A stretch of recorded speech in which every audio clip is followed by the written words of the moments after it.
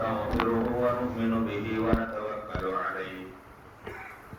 ونعوذ بالله من شرور أنفسنا ومن سيئات أعمالنا من يهده الله فلا مضل له ومن يضلله فلا هادي له وأشهد أن لا إله إلا الله وأشهد أن محمدا عبده ورسوله أما بعد فإن خير الحديث كتاب الله وخير الهدي هدي محمد صلى الله عليه وسلم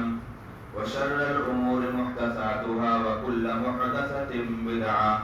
وكل بدعة ضلالة وكل ضلالة في النار. أعوذ بالله من الشيطان الرجيم. بسم الله الرحمن الرحيم. يا أيها الذين آمنوا اتقوا الله حق تقاته ولا تموتن إلا وأنتم مسلمون. يا أيها الناس اتقوا ربكم الذي خلقكم من نفس واحدة وخلق منها زوجها وبث منهما رجالا كثيرا ونساء واتقوا الله الذي تساءلون به والأرحام إن الله كان عليكم رقيبا. يا أيها الذين آمنوا اتقوا الله وقولوا قولا سديدا يصلح لكم أعمالكم ويغفر لكم ذنوبكم ومن يطع الله ورسوله فقد فاز فوزا عظيما. أعوذ بالله من الشيطان الرجيم. بسم الله الرحمن الرحيم. والذين يكنزون الذهب والفضة ولا ينفقونها في سبيل الله فبشرهم بعذاب أليم. يوم يحمى عليها في نار جهنم فتكوى بها جباههم وجنوبهم وظهورهم هذا ما كنزتم لأنفسكم فذوقوا ما كنتم تكنزون. وقال الله تعالى في كلامه المجيد والفرقان الحميد. أعوذ بالله من الشيطان الرجيم. بسم الله الرحمن الرحيم. إنما الصدقات للفقراء والمساكين والعاملين عليها والمؤلفة قلوبهم وفي الرقاب والغارمين وفي سبيل الله وابن السبيل فريضة من الله. رب اشرح لي صدري ويسر لي أمري واحلل عقدة من لساني يفقهوا قولي. رب زدني علما رب زدني علما.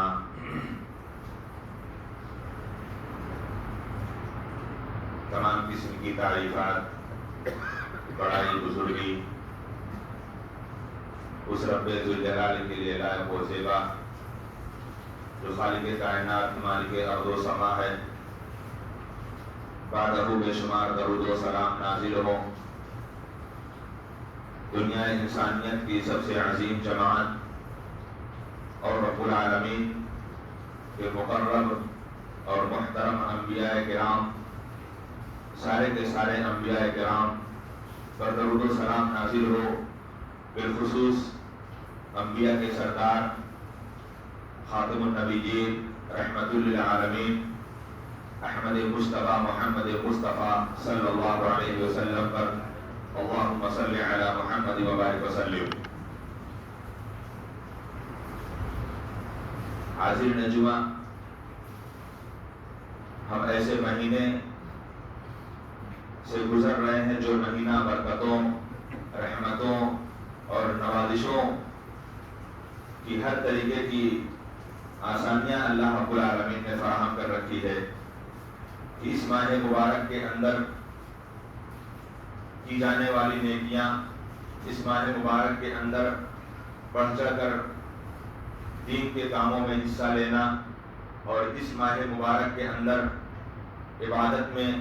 شوق، لگن، محبت اور طرف کا پیدا ہو جانا، یہ اللہ رب العالمین کا فضل اور اللہ رب العالمین کا احسان ہے اہل ایمان کے اوپر. یقیناً 2 عشرہ ہم سے گزر گیا،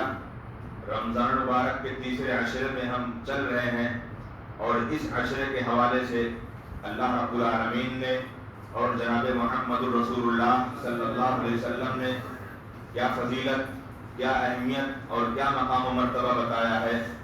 کہ صرف اتنا ہی جان لینا کافی کہ نبی کریم محمد رسول اللہ صلی اللہ علیہ وسلم جب آخری عشرہ آتا، رمضان کا جب تیسرا عشرہ جب شروع ہو جاتا، اللہ کے رسول صلی اللہ علیہ وسلم خود بھی زیادہ سے زیادہ عبادت کرنا اور اپنے اہل و عیال کو زیادہ سے زیادہ تیار کرنا، الٹ کرنا، یہ آپ صلی اللہ علیہ وسلم کی آپ کی معمولات زندگی کا ایک حصہ ہے۔ اس لیے ہمیں بھی چاہیے کہ ہم اس رمضان مبارک کے جس آخری عشرے میں ہم داخل ہو چکے ہیں اور چند ہی ایام ہمارے سامنے بچے ہیں اس ماہ مبارک کے، کہ اس ماہ مبارک کے اندر جو آخری عشرہ ہے، اس آخری عشرے کے اندر اللہ رب العالمین نے بہت سی عظیم عبادتوں کو اللہ رب العالمین نے اکٹھا کر دیا ہے۔ کون سی عبادت؟ ایک طریقے سے ہم نماز کی ادائیگی کرتے ہیں، نماز کے پابند ہیں، دوسرے طریقے سے ہم قیام اللیل کے پابند ہیں، ہم تراویح تہجد کے اہتمام کرنے والے ہیں، اور پھر جو اور اللہ رب العالمین نے جو اور راستے بتائے جناب محمد رسول اللہ صلی اللہ علیہ وسلم نے نیکیوں کو، اچھائیوں کو، خوبیوں کو اکٹھا کرنے کے لیے اسی مہینے کے آخری عشرے میں جو اعتکاف کا پیارے رسول صلی اللہ علیہ وسلم نے حکم دیا، اور پھر اس کے بعد جو سب سے بڑی عبادت جو لیلۃ القدر اور شب قدر کی طاق راتوں میں جو اللہ رب العالمین نے نبی کریم صلی اللہ علیہ وسلم کو جو سورہ قدر کے اندر یا اور مزید دوسری صورتوں کے اندر اللہ رب العالمین نے حکم دیا، اور خود جناب محمد رسول اللہ صلی اللہ علیہ وسلم نے امت کو اس بات پر ابھارا کہ تم آخری عشرے کی طاق راتوں میں تم لیلۃ القدر اور شب قدر کی تم اس طریقے سے عبادت کرو جس طریقے سے اللہ رب العالمین نے نبی کریم صلی اللہ علیہ وسلم نے تمہیں زیادہ سے زیادہ نیکیاں اکٹھا کرنے کا جو حکم دیا ہے۔ تو آئیے ہم دیکھیں کہ ہم نے اپنے اس 20 دن کے ایام میں ہم نے اپنی زندگی کس طریقے سے رمضان میں گزاری۔ آیا ہمارا رمضان اس 20 دن کے ایام میں ہم نے کتنے روزے رکھے،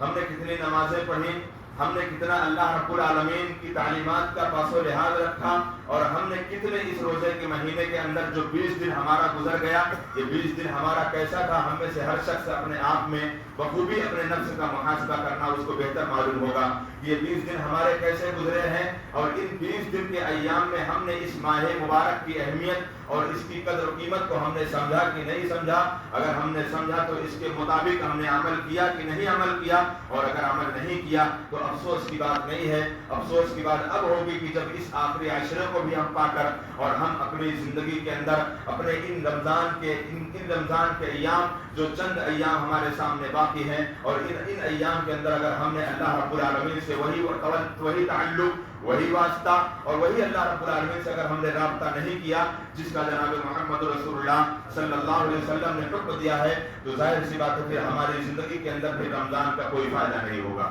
ہماری زندگی کے اندر بھی رمضان کا کوئی فائدہ نہیں ہوگا، اور رمضان کی پانے کی خوش نصیبی اور رمضان مبارک کی سعادت مندی اسی کو حاصل ہو سکتی ہے جس نے اس رمضان کے مہینے کے اندر مکمل طریقے سے روزوں کی پابندی کی ہے، مکمل طریقے سے قیام اللیل کا اہتمام کیا ہے، تلاوت قرآن کا اہتمام کیا ہے، ذکر و اذکار کا اہتمام کیا ہے، اور ساری کی ساری منہیات سے اپنے آپ کو اجتناب کرتے ہوئے ہر گناہوں سے، ہر منع کردہ چیزوں سے اپنے آپ کو اگر بچاتا رہا، یقیناً وہ بڑا سعادت مند انسان اور بڑا خوش نصیب انسان ہے جس نے اس رمضان کے برکت مہینے میں، مبارک مہینے میں اللہ رب العزت کو اپنے آپ میں رضامندی کا اعلان کیا اور اللہ رب العالمین کو خوش کر دیا، اور خود اپنے آپ میں اللہ رب العالمین کا راضی ہونے والا بندہ بن گیا۔ یہ ہماری زندگی کے اندر یہ ہماری عبادت کے آثار بتاتے ہیں، یہ ہماری زندگی کے اندر ہماری عبادت کے آثار بتاتے ہیں، ہمارے لیل و نہار بتاتے ہیں، ہمارے شب و روز بتاتے ہیں۔ ہونا تو یہ چاہیے تھا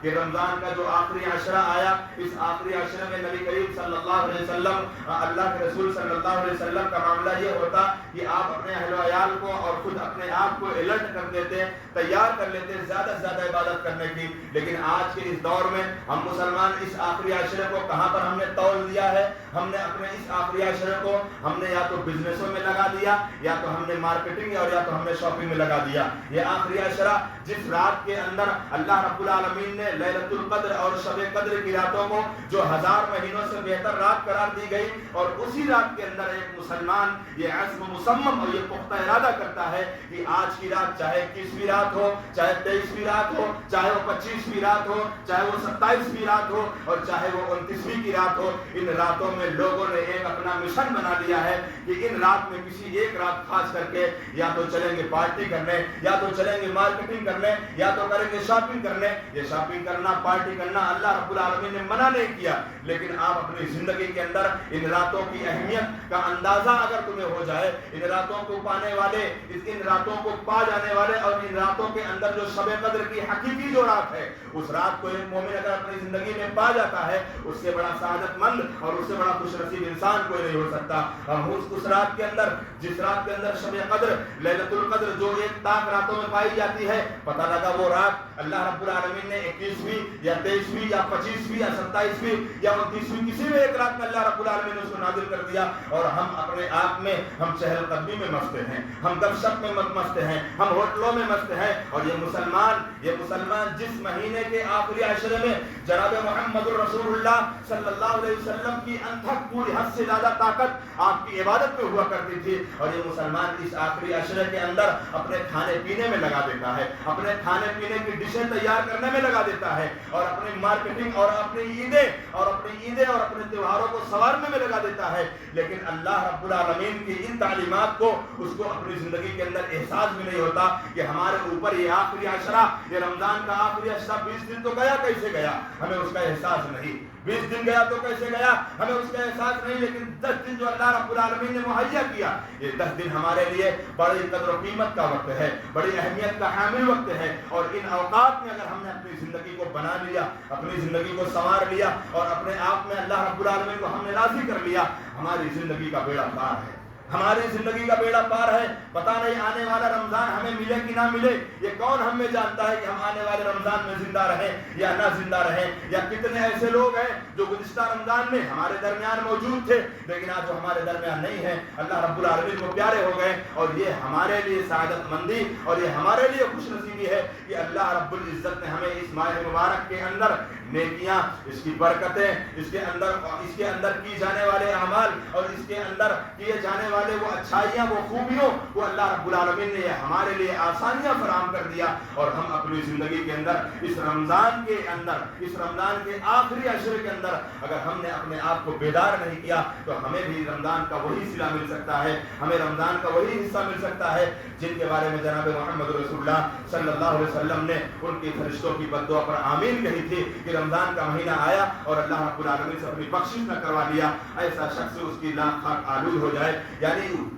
ایک انسان اپنے آپ میں کوئی فائدہ نہیں اٹھا سکا رمضان کے مہینے کو پانے کے بعد. تو ہمیں بھی چاہیے کہ ہم اس ماہ مبارک کے ان آخری عشرے میں جو ہمیں یہ وقت ملا ہے, زیادہ سے زیادہ اللہ رب العالمین کی اللہ رب العالمین کے کلام کی تلاوت, اللہ رب العالمین کے ذکر و اذکار اور قیام اللیل کا اہتمام, اور اس شب قدر کے اندر جو جناب محمد رسول اللہ صلی اللہ علیہ وسلم نے ایک عظیم قیمتی الفاظ والے جو دعا بتائے ہیں, اللہم انک عفو تحب العفو فاعف عنی, ان دعاؤں کا اہتمام کرتے ہوئے ہم اپنی زندگی کے اندر اللہ رب العالمین کو ہم راضی کرنے والے بندے بن جاتے ہیں. آئیے ایک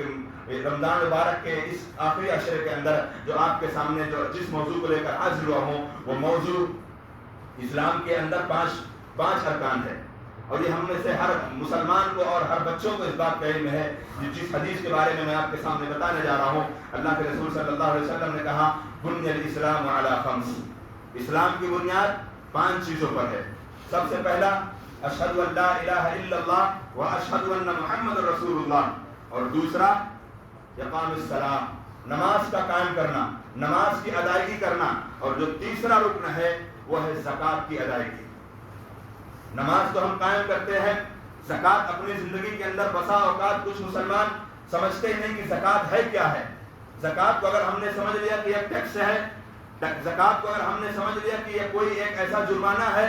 تو اللہ رب العالمین معاف فرمائے, ایسا انسان یا ایسا مسلمان اللہ رب العالمین کی نگاہ میں محبوب نہیں ہو سکتا. اسی زکوٰۃ کی اہمیت اور اسی زکوٰۃ کی قدر و قیمت کو اللہ رب العالمین نے قرآن مقدس کے تقریباً سینکڑوں الفاظ اور سینکڑوں مقامات پر اللہ رب العالمین نے نقل فرمایا. جہاں پر اللہ رب العالمین نے نماز کا تذکرہ کیا، اسی کے فوراً بعد اللہ رب العالمین نے زکوٰۃ کا حکم دیا. کہیں پر اللہ رب العالمین نے اقیموا الصلاۃ وآتوا الزکاۃ، کہیں پر اللہ رب العالمین نے یقیمون الصلاۃ ویؤتون الزکاۃ، کہیں اقاموا الصلاۃ وآتوا الزکاۃ. یہ سارے کے سارے جملے اس بات پر دلالت کرتے ہیں کہ اللہ رب العالمین نے جیسے نماز کو فرض کیا ہے ویسے مسلمانوں کے اوپر اللہ رب العالمین نے زکوٰۃ کو فرض کیا ہے. اور زکوٰۃ مسلمانوں کے ان اسلام کے ارکان جو اللہ رب العالمین نے جیسے ہی محمد رسول اللہ صلی اللہ علیہ وسلم کی نبوت پر اقرار کرنا ہے، اللہ رب محمد رسول اللہ صلی اللہ علیہ وسلم کی نبوت و رسالت کا اقرار کرنا ہے، اور اللہ رب العزت کی ربوبیت کا اقرار کرنا ہے، اور نماز کی پابندی کے اپنے آپ کو مکلف کر دینا ہے،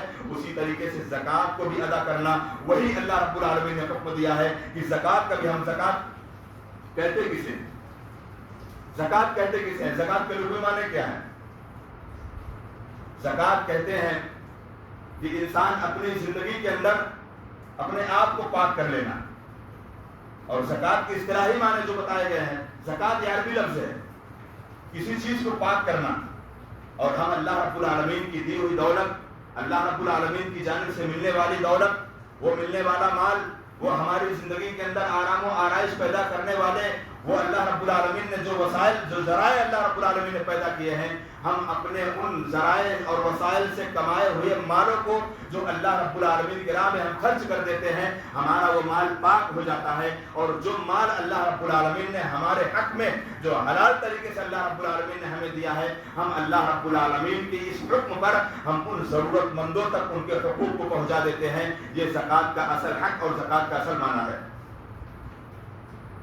اور زکوٰۃ کا دینا، ایک انسان اگر یہ سمجھے کہ میں زکوٰۃ کو دیتا ہوں بسا اوقات میرا مال کہیں نہ کم ہو جاتا ہو. زکوٰۃ کے بے شمار فوائد بتائے گئے ہیں، زکوٰۃ کے دینے سے بے شمار فوائد بتائے گئے ہیں. سب سے بڑا فائدہ ایک مومن کی زندگی کے اندر اللہ رب العالمین اگر جو اس کا مال حلال ہے، محنت سے ہے، پاکیزگی سے ہے، طہارت سے ہے، صداقت سے ہے، سچائی سے ہے، لیکن ایک فطری انسان کے اندر ایک تقاضا ہے کہ بسا اوقات کبھی کچھ ایسی غلطیاں یا بھول چوک میں کچھ ایسی چیز ہو گئی ہو جو اللہ رب العالمین ہمارے اس مال سے جو زکوٰۃ نکل جاتی ہے تو اس زکوٰۃ کے نکل جانے سے ہمارا مال پاک ہو جاتا ہے. اور یہ مال، اس مال سے یہ نہ سمجھا جائے کہ جو چوری سے مال اکٹھا کیا گیا ہے اور جو ایک طریقے سے دھوکے سے مال کمایا گیا ہو، کسی سے جھوٹ بول کر کمایا گیا ہو یا کسی کو دھوکہ دے کر کمایا گیا ہو، اور اس مال سے ہم اپنے زکوٰۃ کو نکال دیں ہمارا وہ مال پاک ہو جائے گا. نعوذ باللہ، وہ مال پاک نہیں ہو سکتا. وہ مال سراسر پہلے ہی وہ حرام ہے، ناپاک ہے. جس مال کے اندر جھوٹ ہو، جس مال کے اندر دھوکہ ہو، اور جس مال کو کمانے کے لیے انسان جھوٹی قسم کھائے، جناب محمد رسول اللہ صلی اللہ علیہ وسلم کا فرمان ہے کہ ایسے انسان کو اللہ رب العالمین نظر رحمت بھی نہیں دیکھے گا جس مال کو کمانے کے لیے انسان اللہ رب العالمین کی جھوٹی قسمیں کھائے. تو وہ مال اللہ رب العالمین نے جو ہمیں دیا ہے، اور ہمیں اللہ رب العالمین نے حکم دیا کہ اس مال سے جو مال حلال طریقے سے، محنت طریقے سے، اپنے خون پسینے سے جو کمایا گیا ہے، اس مال کو ہم اپنے آپ میں جو ہمارا نصاب بن گیا اللہ رب العالمین اس کے اندر جو ہم نے خرچ کر دیا، اللہ رب العالمین اس کی بدولت ہمارے مال کو پاک کر دیا. پہلا فائدہ. دوسرا فائدہ کیا ہے؟ اس زکوٰۃ کے نکالنے سے اللہ رب العالمین کے جو بندے جو کمزور، لاچار، بے بس، غریب، مسکین ہے، ان کے اندر بھوکمریوں کا خاتمہ ہو جائے گا. بھوکا کوئی انسان نہیں رہے گا. اور تیسرا فائدہ، ایک انسان کی زندگی کے اندر ایک فائدہ یہ بھی اس کی زندگی کو بدل دینے والا ہوتا ہے. جو سب سے اہم فائدوں میں سے ہے، اس کی زندگی کو، انسان کی زندگی کو اللہ تعالیٰ اس زکوٰۃ کے نکالنے سے اللہ اس کے دل کے اندر اللہ مال کی محبت کو کم کر دیتا ہے اور اللہ رب العالمین کی محبت کو زیادہ دے دیتا ہے. یعنی ایک انسان جب اللہ رب العالمین کی دی ہوئی دولت اور اللہ رب العالمین کی دی ہوئی نعمت کو اگر اللہ کے راہ میں خرچ کر دیا، ظاہر سی بات ہے اس کا دل اس بات پر گوارا کر دیا کہ مجھے اس مال سے محبت نہیں ہے، مجھے اللہ رب العالمین سے محبت ہے. یہ زکوٰۃ انسان کو اس کے مال کی محبت سے کمی کر دیتا ہے. اور یہ زکوٰۃ کا ایک فائدہ اور، اس زکوٰۃ کے ذریعے غریبوں کے اندر ہمدردی پیدا ہوتی ہے، اور امیروں کے اندر شفقت اور مہربانی اور ان کے اندر رحم کرنے کی جو ایک اللہ رب العالمین نے صفت اور جو ایک ان کے اندر ایک مادہ پیدا کیا ہے، وہ مادہ ایک انسان کے اندر پیدا ہو جاتا ہے. اور زکوٰۃ ایک انسان کو اس کی زندگی سے غرور اور گھمنڈ سے ختم کر دیتا ہے.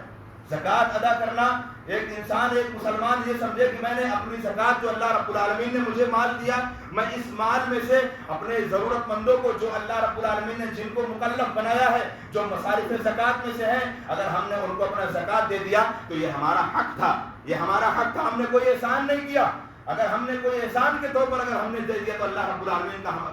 العالمین کے ہمیں اس سے کوئی بدلہ نہیں ملے گا۔ ہم نے احسان کے طور پر دے دیا، اور یا ہم نے دینے کے بعد ہم نے کسی کو تکلیف پہنچا دیا، وہ زکوٰۃ ہو یا صدقہ ہو یا مدد ہو یا کوئی ایسے اور ایسے دینی کاموں کے اندر جو انسان بڑھ چڑھ کر جو اپنے اخراجات میں سے اور زیادہ خرچ کرنے کی کوشش کر دیتا ہے، یہ سارے کے سارے مال ہوں یا یہ سارے کے سارے اپنے وہ توشے ہوں یا یہ سارے کے سارے وہ خزانے ہوں یا وہ چیز جو انسان کو اس کے کھانے پینے کے راشن ہو، یہ ساری کی ساری چیزوں دے دینے کے بعد اگر انسان احسان جتلا دیا یا انسان نے اپنے الفاظ سے تکلیف پہنچا دیا، اس کو اللہ رب العالمین کا کوئی حصہ نہیں ملے گا۔ جناب محمد رسول اللہ صلی اللہ علیہ وسلم نے کہا 3 قسم کے انسان ایسے ہیں جن کو اللہ رب العالمین کل میدان محشر میں اللہ نظر رحمت سے نہیں دیکھے گا۔ ان میں سے 3 قسم میں سے پہلا ایک انسان وہ بھی ہے جو دنیا کے اندر کبھی کسی کی ضرورت پر، کبھی کسی کی پریشانی پر، کبھی کسی کی مشکلات پر کھڑا ہو کر اس نے سہارا دے دیا اور اس نے اس کی مدد کر دی، لیکن کبھی جب ضرورت پڑی ہے، جب اس کے سامنے جب بات آئی ہے تو اس نے کھڑے کھڑے ان کو تانا دے دیا کہ میں نے تیری اس پریشانی کے عالم میں نے تیری مدد کی تھی اور آج تو بھول گیا ہے۔ یہ اس نے احسان جتلا دیا اور اللہ رب العالمین کے ہاں اس کو کوئی حصہ نہیں ملے گا۔ دوسرا انسان وہ ہوگا جو کل میدان محشر میں اللہ رب العالمین کی رحمت، اس کی بخشش اور اس کی مغفرت سے محروم ہو جائے گا۔ وہ انسان ہوگا جس کا ٹخنا اس کے کپڑے، اور جو مرد حضرات کے لیے جس کا ٹخنا اس کے کپڑے اور اس کے لنگی اور اس کے پینٹ سے ہمیشہ ڈھکا رہے گا، اللہ رب العالمین اس سے نہ بات کرے گا نہ کلام کرے گا نہ تو اللہ رب العالمین اس کو جنت میں داخل کرے گا۔ تیسرا گروہ اور تیسرے لوگ وہ ہوں گے جو اپنی کاروبار اور اپنی تجارت میں اللہ رب العالمین کی قسمیں کھائیں گے اور وہ بھی جھوٹی قسم کھائیں گے۔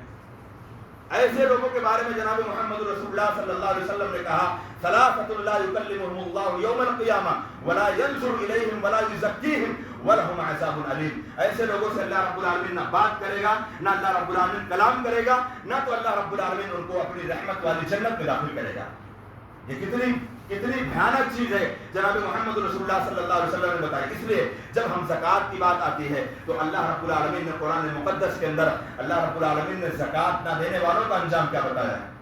جو زکوٰۃ نہیں دیتا اپنی زندگی کے اندر، مال پہنچ گیا ہے، نصاب کے برابر اس کا مال ہو گیا ہے اور حد سے زیادہ اللہ رب العالمین نے دولت اور فراوانی دے دی ہے، لیکن زکوٰۃ نکالنے کی ہمت نہیں ہو رہی ہے، زکوٰۃ نکالنے کا شوق اور اس کا جذبہ نہیں پیدا ہو رہا ہے۔ اللہ رب العالمین نے کہا سورہ توبہ کے اندر، اللہ رب العالمین نے کہا والذین یکنزون الذهب والفضة ولا ينفقونها في سبيل الله فبشرهم بعذاب أليم۔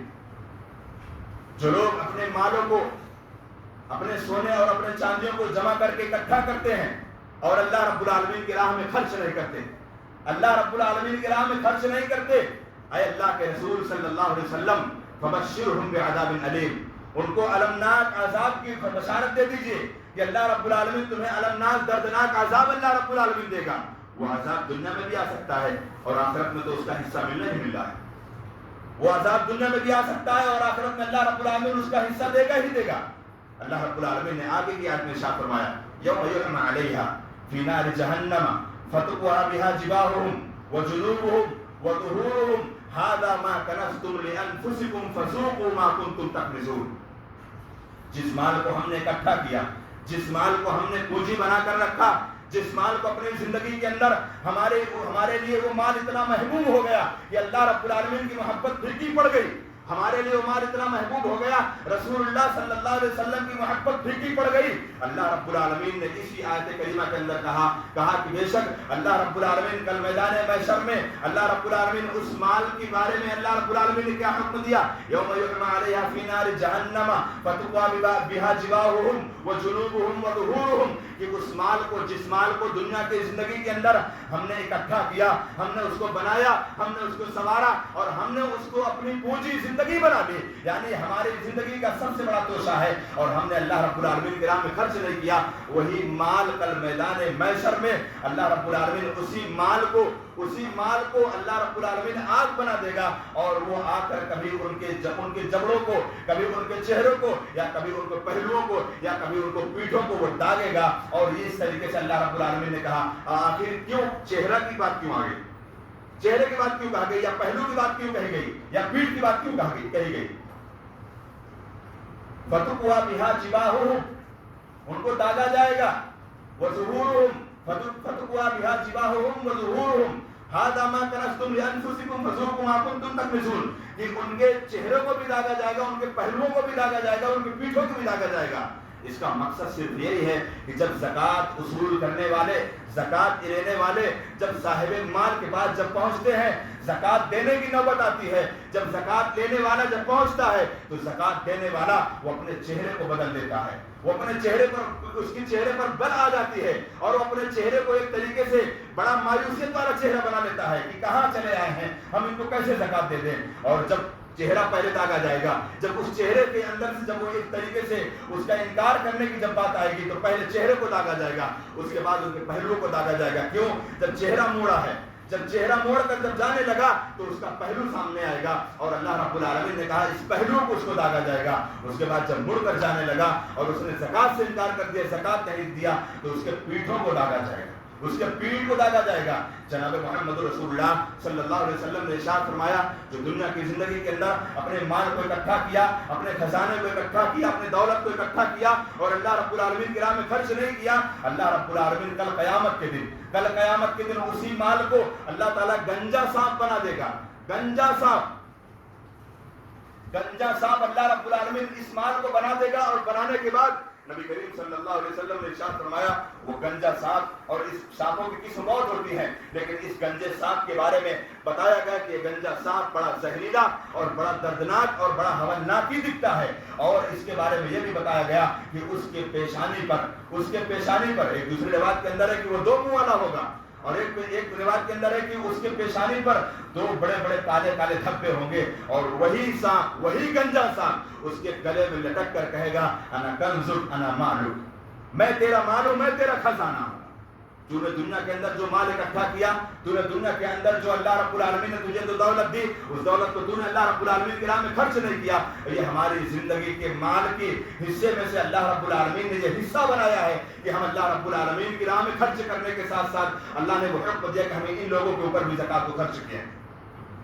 اور جن لوگوں نے اپنی دنیا کی زندگی کے اندر ایک نبی کریم صلی اللہ علیہ وسلم کے سامنے ایک عورت آتی ہے, ایک خاتون آتی ہے, ان کے بچی کے ہاتھ میں 2 موٹے موٹے کنگن تھے. نبی کریم صلی اللہ علیہ وسلم کی صحیح حدیث کہ آپ صلی اللہ علیہ وسلم کے سامنے وہ خاتون پہنچتی ہیں اور ان کی بچی کے ہاتھوں میں 2 موٹے موٹے کنگن تھے. اللہ کے رسول صلی اللہ علیہ وسلم نے پوچھا کہ کیا اس کنگن کی تم زکوٰۃ ادا کرتی ہو؟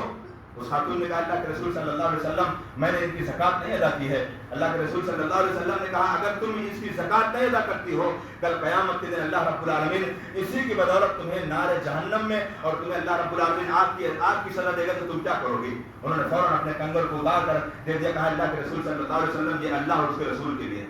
اور یہ دلیل ان عورتوں کے لیے ہے جو عورتیں کہتی ہیں کہ ہمارے گھر میں ہمارے استعمال والے زیور پہ کوئی زکوٰۃ نہیں ہے.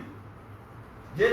دلیل ان عورتوں کے اوپر فٹ ہے جو کہتی ہیں کہ ہم جو اپنے اوپر زیور استعمال کرتے ہیں ہمارے اوپر اس کی زکوٰۃ نہیں ہے, اس کے علاوہ اضافی زیوروں پر زکوٰۃ ہے. یہ ان کے لیے سب سے بڑی دلیل ہے کہ آپ چاہے استعمال کرنے والا زیور ہو, چاہے وہ آپ کا رکھنے والا زیور ہو, مالک آپ ہو تو زکوٰۃ اس کی واجب ہے. زکوٰۃ اس کی واجب ہے. اگر آپ اس نصاب کو پہنچ گئے ہو جس نصاب کو جناب محمد رسول اللہ صلی اللہ علیہ وسلم نے بتایا ہے, اس نصاب کو اگر آپ پہنچ گئے تو آپ کو 2.5% زکوٰۃ دینا کمپلسری ہے. وہ آپ کا سونا ہے. اور بسا اوقات کبھی کچھ خاتون یہ سوال پوچھتے ہیں کہ ہم نے اپنے زیور کو یا اپنے زیور یا اپنی بیٹی کے لیے ہم نے زیور کو بنوا رکھا ہے, اس کی شادی ہوگی تب ہم اس کو دیں گے. نیت کی بات ہے. اگر ہم نے اپنا زیور اپنی بیٹی کے لیے اگر ہم نے بنوا بھی رکھا ہے اور وہ نصاب کو پہنچ گیا ہے, اگر جو میری بیٹی کے نام پر ہی کیوں نہ جائے گا, مالک میں اس کا ہوں, مالک میں اس کا بھی ہوں, اور مجھے اس کی زکوٰۃ دینا کمپلسری اگر وہ نصاب کو پہنچ گیا تو.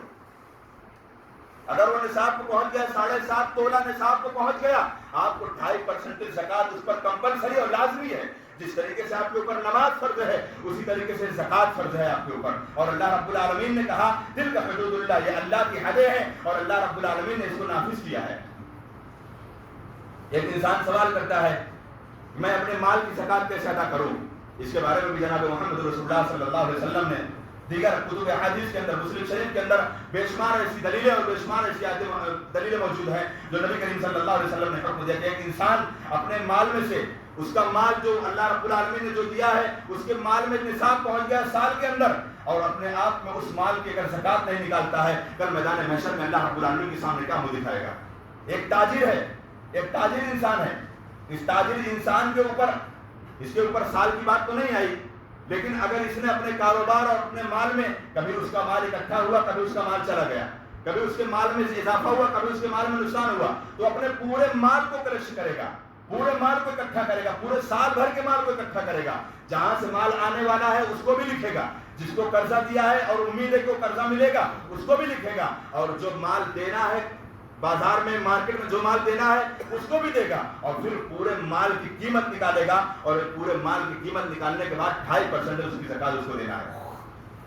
اور ضروریات کی چیزوں پہ، استعمال کی چیزوں پہ جو نبی کریم صلی اللہ علیہ وسلم کے فرمان میں ہے، آپ 5 لاکھ نہیں، آپ 5 کروڑ کی کار پر چڑھو، 5 کروڑ کی کار گاڑی پر چڑھو، اس کی زکات نہیں ہے۔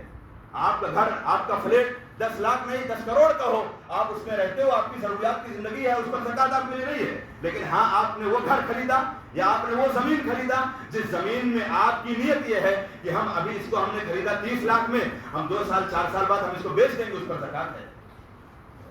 اس پر زکات ہے۔ لیکن جو زمین ہم نے خریدا اس نیت سے کہ ہماری وہ زمین، ہم اس پر آئندہ ہم انشاءاللہ اس پر گھر بنائیں گے، ہمارے اپنے بچوں کے لیے وہ گھر ہو جائے گا، اس پر زکات نہیں،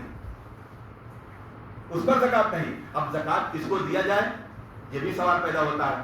تو زکات کے بارے میں اللہ رب العالمین نے 8 لوگوں کا تذکرہ فرمایا، انما الصدقات للفقراء والمساکین والعاملین علیہا والمؤلفۃ قلوبهم وفی الرقاب والغارمین وفی سبیل اللہ وابن السبیل فریضۃ من اللہ۔ زکات کے مصارف کے بارے میں اللہ رب العالمین نے سورۃ توبہ کے اندر ذکر فرمایا کہ اللہ رب العالمین نے کہا کہ بے شک فقیروں کو، مسکینوں کو، اور جو زکات اکٹھا کرنے والے ہیں ان کو دو، اور جو لوگ مؤلفت قلب یعنی جن کے دل کو مائل کیا جا رہا ہے، یعنی جو ابھی نو مسلم ہیں، ابھی اسلام کو انہوں نے قبول کیا ہے، ان کی ثابت قدمی کے لیے آپ ان کو مزید ان کی مدد کرو گے زکات کے معاملے سے۔ اور جو لوگ قید ہیں، اس دور میں نبی کریم صلی اللہ علیہ وسلم کے دور میں غلاموں کو آزاد کروانے کا معاملہ تھا، لیکن آج غلامی کا دور نہیں رہا، تو آج آپ کے لیے اللہ رب العالمین نے دولت دی ہے، اور آپ کا وہ مال جس مال سے آپ کی زکات نکل رہی ہے، دیکھو کہ کون مسلمان ہے، کون ایسا مسلمان نوجوان ہے جو ناحق طریقے سے، ناجائز طریقے سے اس کو جیل کی زندگی کاٹنی پڑ رہی ہے، اس کو قید و بند کی زندگی کاٹنی پڑ رہی ہے۔ آپ اپنے اس زکات کے مال کو اس نوجوان کے پیچھے خرچ کرو اور اس کو رہائی دلا دو، یہ آپ زکات کے حصے کا ایک حصہ بنے گا۔ وابن السبیل، اور دین کی تبلیغ کے لیے، دین کے معاملے کے لیے، اللہ رب العالمین کے راستے کے لیے، اللہ رب العالمین کے راستے کے لیے خرچ کرنا، اللہ رب العالمین کے راستے کے لیے اپنے مال کو نشاور کرنا، اور وہ لوگ، اور ان لوگوں پہ اپنے مال کو خرچ کرو جو اپنے گھر کا بادشاہ تو ہے، اپنے گھر کا بادشاہ تو ہے، لیکن سفر میں نکل پڑا ہے، لٹ گیا، بک گیا، یا سامان لوگوں نے چھین لیا، آپ اس کی بھی زکات سے مدد کر سکتے ہو۔ اور قرض دار، جو قرض دار ایک انسان ہے، ایک انسان قرضے میں دبا ہوا ہے، اس کے اوپر بہت قرضہ ہے، اور آپ نے، اللہ رب العالمین نے آپ کو مال دیا ہے، آپ اس کی مدد کر دیں اور وہ اپنے قرضے کو ادا کر سکتا ہے۔ اور زکات کے سلسلے میں ایک لوگوں کے اندر بہت غلط فہمی ہے، ہم نے کسی کو 1 لاکھ روپیہ زکات دیا ہے، ہم نے کسی بھی انسان کو 1 لاکھ روپیہ، ہم نے کسی کو ادھار دیا 1 لاکھ روپیہ، ہم نے اس کو قرضہ دیا ہے، لیکن نیت یہ تھی کہ ہم نے اس کو قرضہ دیا ہے، یہ آنے والے دن میں جو دن متعین کر رکھا ہے 2 مہینہ 3 مہینہ وہ مجھے میرا قرضہ لوٹا دے گا، لیکن 2 مہینہ 3 مہینہ 4 مہینہ یا 2 سال 4 سال ہو گئے، ابھی تک اس نے لوٹایا نہیں، تو لوگ بسا اوقات یہ کہتے ہیں کہ ہم نے اپنے اس مال کو زکات میں کاٹ دیا ہے۔ نہیں، درست نہیں، غلط رویہ ہے، یہ غلط طریقہ ہے۔ ہاں، آپ نے دیتے وقت آپ نیت کر رکھے تھے کہ میں نیت کر رہا ہوں کہ میں جو 1 لاکھ روپیہ جو قرضہ دے رہا ہوں فلاں شخص کو، اگر اس نے دے دیا تو میرا یہ قرضہ واپس کر دے گا، اور اگر اس نے یہ قرضہ مجھے نہیں دیا تو میں اپنے اس مال کو اپنے زکات کے حصے سے میں کاٹ دوں گا۔ دینے کے بعد آپ کو نہیں مل رہا ہے، اور آپ نے پھنسے ہوئے مال کو آپ زکات کا حصہ دے رہے ہو، اور پھنسے ہوئے مال کا زکات کا حصہ، یہ طریقہ نہیں ہے، یہ طریقہ نہیں ہے۔ طریقہ یہ ہے کہ پہلے آپ اپنے اس مال کو جو اللہ رب العالمین نے آپ کو دیا تھا اور آپ نے سامنے والے کو قرضہ دیا، پہلے آپ اس سے حاصل کر لو، اور اگر حاصل نہیں ہوتا ہے تو اب اس کے اوپر زکات کب ہوگی؟ جب وہ ملے گا آپ کو، جس سال آپ کو ملے گا اس سال آپ کو اس میں زکات ادا کرنا۔ یہ اللہ رب العالمین کے احکامات، اور اللہ رب العالمین نبی کریم صلی اللہ علیہ وسلم کی کچھ زکات کے حوالے سے، اور زکات ایک باپ اپنے بیٹے کو نہیں دے سکتا، زکات ایک باپ اپنے بیٹے کو نہیں دے سکتا اور بیٹا اپنے باپ کو زکات نہیں دے سکتا, اور شوہر اپنی بیوی کو زکات نہیں دے سکتا. بیوی اپنے شوہر کو زکات دے سکتی ہے. کیوں؟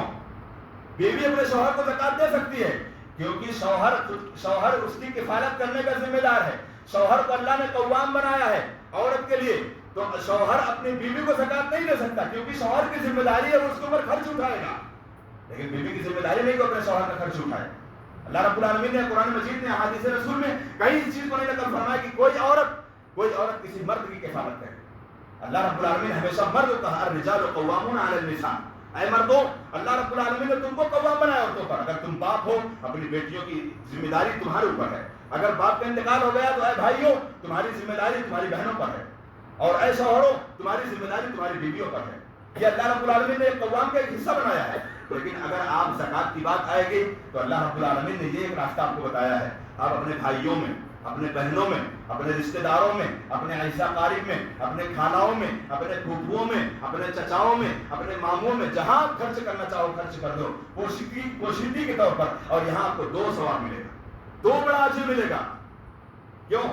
نبی کریم صلی اللہ علیہ وسلم کا فرمان ہے. آپ صلی اللہ علیہ وسلم نے کہا جو انسان اپنے رشتہ داروں میں, اپنے بھائیوں میں, اپنے بہنوں میں, یا اپنے ان رشتہ داروں میں جو قریب رشتہ دار ہیں ان کے اوپر جو زکات کو خرچ کرتا ہے اس کو 2 اجر ملتا ہے. ایک اجر اس کو ان کی مدد کرنے کا حصہ جو ان کے ساتھ جو اس نے اپنی زکات سے مال سے ان کی مدد کیا, اور دوسرا اس کو رشتہ داری جوڑنے کا حصہ اللہ رب العالمین یہ ثواب دے گا. یہ اللہ رب العالمین نے قرآن مجید کے اندر اور جناب محمد رسول اللہ صلی اللہ علیہ وسلم نے اپنے فرامین کے اندر ان زکات کے معاملے کو اور ان زکات کے احکام کو اللہ رب العالمین نے نازل فرما دیا. اور نہ دینے والوں کے لیے بہت برا انجام ہے, نہ دینے والوں کے لیے بہت برا انجام ہے. اور نہ دینے والے اگر یہ سمجھتے ہیں, اللہ رب العالمین نے کہا وَلَا يَحْسَبَنَّ الَّذِينَ يَبْخَلُونَ بِمَا آتَاهُمُ اللَّهُ مِنْ فَضْلِهِ بَلْ هُوَ خَيْرٌ لَهُمْ,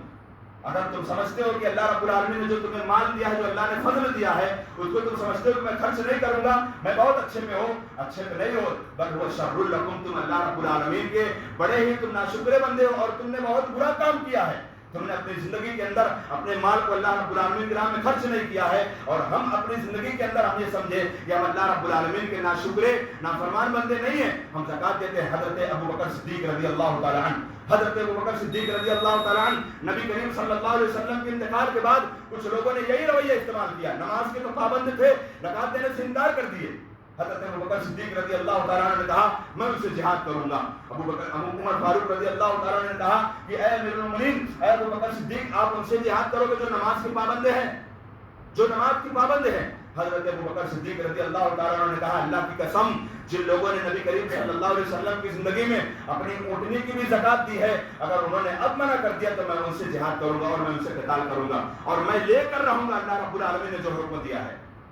یہ زکات کا معاملہ ہے. نبی کریم صلی اللہ علیہ وسلم کی زندگی کے بعد صحابہ کرام نے کس طریقے سے اپنی زندگی کے اندر اس عمل کو اتنا بہترین اور اتنے اچھے انداز میں ابو بکر صدیق رضی اللہ تعالیٰ عنہ نے اس امت کی باغ ڈور کو نبی کریم صلی اللہ علیہ وسلم کے انتقال کے بعد سنبھالا, اور انتقال کے بعد نبی کریم صلی اللہ علیہ وسلم کے انتقال کے بعد امت کی باغ ڈور کو سنبھال کر اور امت کو اس راستے پر لگایا جس راستے پر اللہ رب العالمین نے اپنے حبیب جناب محمد رسول اللہ صلی اللہ علیہ وسلم کو بھیجا تھا. آئیے رب العالمین سے دعا کرتے ہیں کہ اللہ رب العالمین ہم تمام اہل ایمان کو ہمارے اللہ رب العالمین مال کی پاکیزگی اور مال کی طہارت کے لیے, اور اللہ رب العالمین ہمارے رشتہ داروں کی محبت اور ہمارے ان احباب کی محبت کے لیے اللہ رب العالمین ہمارے اس مال کو اللہ رب العالمین کی راہ میں خرچ کرنے کی توفیق عنایت فرما دے. اللہ رب العالمین ہمارے مالوں کی محبت تو بہت ہے جس کو اللہ رب العالمین نے قرآن مجید کے اندر ارشاد فرمایا کہ بے شک انسان کو اس کی دنیا کی زندگی کے اندر مال اس کو بہت محبوب ہو جاتی ہے. نبی کریم صلی اللہ علیہ وسلم نے کہا اگر بنی آدم کو, اس انسان کو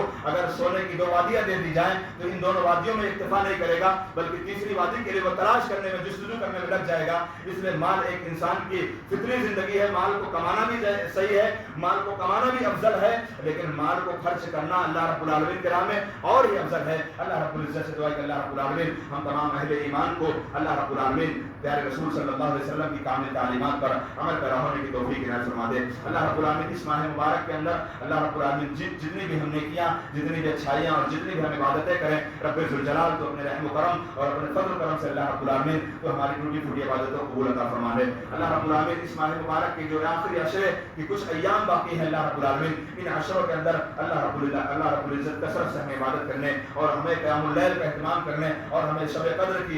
قدر کی حقیقی راتوں کو ہمیں تلاش کرنے کے اللہ رب العالمین توفیق عنایت فرما دے. اللہ رب العالمین ہماری دنیا کی زندگی کے اندر نبی کریم صلی اللہ علیہ وسلم کی تعلیمات کے مطابق ہمیں اپنی زندگی گزارنے کی توفیق عنایت فرما دے. اس ماہ مبارک کے اندر ہم اللہ رب العالمین سے ایک دعا اور کیا کریں, مزید اپنے ہاتھوں کو اٹھا کر اللہ رب العالمین سے دعا کریں. فلسطین کی سرزمین پر جس طریقے سے اللہ رب العالمین کے اس پہلے قبلہ کی طرف جو پہلا قبلہ جناب محمد رسول اللہ صلی اللہ علیہ وسلم کو وہاں سے معراج کرائی گئی, اس قبلے اور اس مسجد اقصی کے اوپر جو یہودیوں نے اور جو دشمنان اسلام نے جس طریقے سے ظلم و بربریت کا ایک قہر برپا کیا ہے, اللہ رب العزت سے دعا کریں کہ اللہ تعالیٰ ہمارے فلسطین مسلمان بھائیوں کے اللہ کو حفاظت فرما دے. اللہ رب العالمین ان کی نمازوں اور ان کی عبادتوں اور عبادت گاہوں کو اللہ رب العالمین کو اپنی رحمت سے اللہ کو محفوظ رکھ کر ان کو عبادت کرنے کی توفیق عنایت فرما دے. اللہ رب العالمین ظالم یہودیوں کو اللہ تعالیٰ اس صفحہ ہستی سے اللہ رب العالمین ان کو نیست و نابود کر دے. بار الہ ان کے ناپاک عزائم اور ان کے گندے اس پروپیگنڈے کو اللہ رب العالمین تو برباد کر دے. جس طریقے سے سوشل میڈیا پر فلسطینی بھائیوں اور بہنوں کی جو ان کی عزتوں کو جس طریقے سے تار تار کیا جاتا ہے, مسجد کے اندر جس طریقے سے اللہ